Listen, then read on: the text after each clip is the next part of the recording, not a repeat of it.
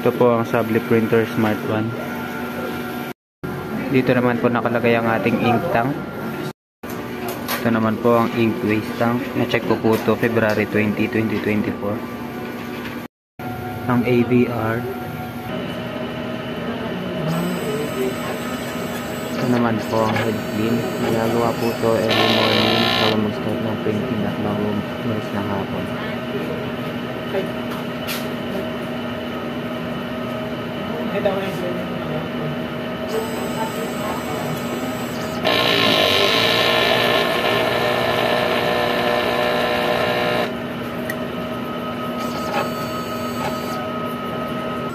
Nozzle check.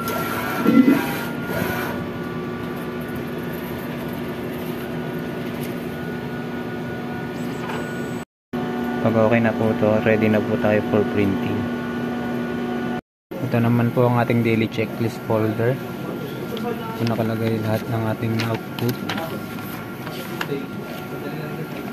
Sable roll.